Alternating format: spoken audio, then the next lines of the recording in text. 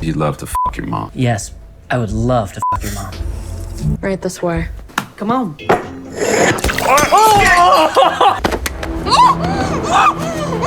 This is Becky's story, a girl who lost everything too soon. She watched her dad get murdered by a thug named Dominic, and that nightmare changed her forever. Shuffled through foster homes like unwanted mail. She stopped trusting anyone. Every smile felt fake. Every "we care about you" sounded like a lie. So she played along, wore the mask of a good kid, but deep down she was boiling with anger. Becky hated their rules, their fake love, their system, so she ran again and again until the woods became her real home. Out there, no lies, no pity, just survival.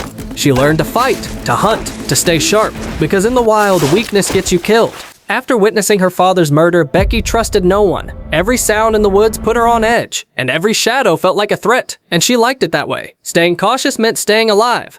After a year alone, she met Elena, an older woman with a rough, blunt edge whom everyone avoided. Perfect match. They didn't need love. They needed survival. No drama, no promises, just quiet companionship. For the first time, Becky felt a sliver of peace. But peace didn't pay, so she took a diner job despite hating people. Day after day tested her patience, angry customers, odd demands, teenagers who left crumbs and no tip. She wore a smile like armor, clenching her teeth while imagining smashing plates. Oh man, but she kept working, learning to survive in a world that taught her to expect nothing. At home, Becky and Elena never talked like a normal family. No small talk, no laughter, just raw talks about pain and justice and that bloody night 2 years ago when Becky wiped out Dominic's gang. Sometimes Elena stared at her, realizing Becky wasn't just tough, she was dangerous. When Elena once joked Becky might be a psychopath, Becky just shrugged. It wasn't insanity, it was justice. Revenge was her way of making things right. One night, a radio report mentioned a violent group called the Noblemen. Nice name, but just thugs in suits. Becky's instincts flared. Something about them felt off.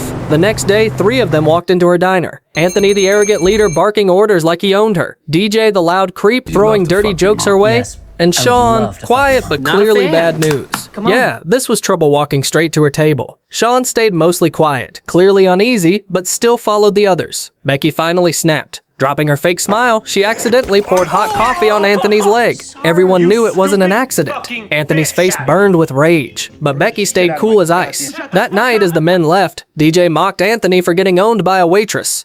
Humiliated, Anthony's pride demanded payback. Later at home, Becky noticed a strange symbol carved nearby, one she remembered from Dominic's crew. Before she could act, the door crashed open. Anthony, DJ, and Sean stormed in. Hey, that's a real good-looking pup. DJ swung a bat, slamming Becky's dog, Diego, who yelped and collapsed. Becky's blood boiled, but she was outnumbered. Good girl.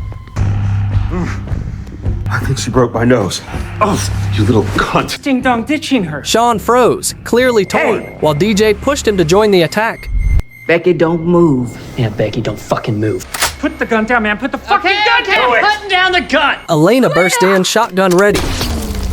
But Anthony was faster. He pulled the trigger. Elena dropped instantly. Becky screamed and ran to her, but a hard hit to the head sent her into darkness. When she woke up, the house was silent. Diego was gone, and Elena was dead. She buried Elena deep in the woods, hiding the grave through tears. That pain lit a fire inside her again. First her dad, now Elena. Everyone Becky loved had been ripped away, and this time she'd make them pay. Painting her nails became her war paint. She packed her blades and began the hunt. Anthony once mentioned a guy named Daryl, her only lead.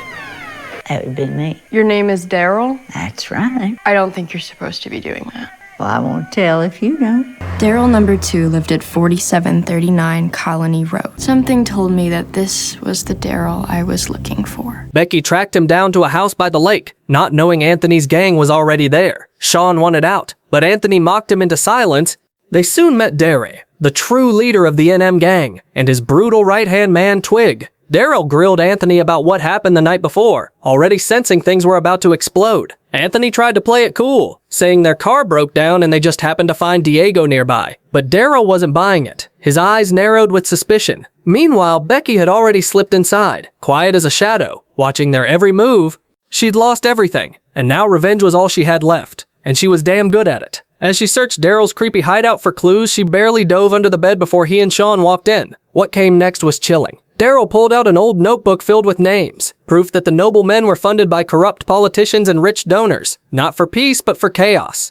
He wanted to start riots, take down a politician named Hernandez, and in the middle of his room stood a disturbing statue of the man, a shrine to his twisted obsession. Sean's gut twisted, he realized he hadn't joined a noble cause but violent extremists. When he tried to resist, Daryl's cold stare shut him down. Leave and you die. His freedom was gone. When the room emptied, Becky crawled out, snapped photos of incriminating files, grabbed a USB full of evidence linking the gang to rich backers, and tailed Daryl to a lakeside warehouse, where she froze. Rows of rifles, gas masks, and piles of explosives. This was an army, not a street crew. Their target City Hall. Back at the house, celebration cut short by a knock. Daryl opened the door and found Becky's phone on the porch. Silence fell, DJ went pale. Anthony panicked, and Sean stood frozen.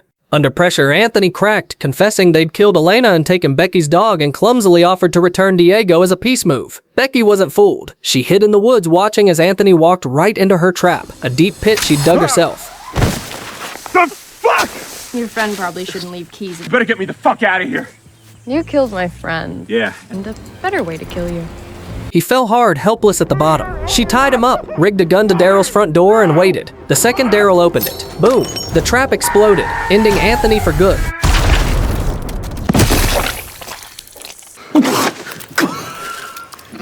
Sean panicked, wanting out, but Daryl snapped and beat him to death. Whoa, whoa, whoa, whoa, whoa! Talk.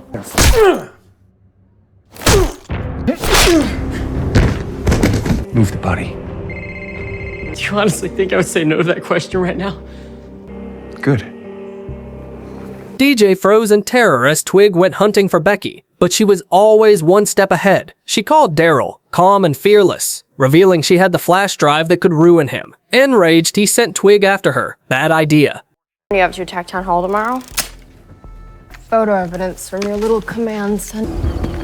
Just one more thing. Your friend on the dock could use a hint. 1 arrow later, Twig was down.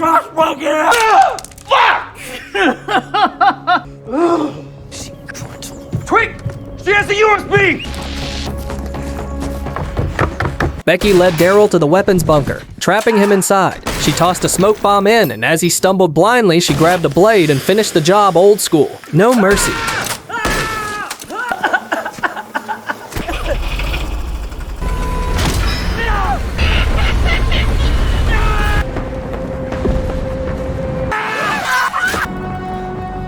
A tranquilizer dart hit Becky's neck and everything went black. When she woke up, Daryl was standing over her, smirking. All her weapons and the mysterious key were laid out on the table. That's when she realized Daryl had cracked the key's secret. It pointed to something huge. But the real twist? The frail old lady with the oxygen tank wasn't a victim. She was Daryl's mother, the real boss behind the Noble Ones. The riots, the money, everything.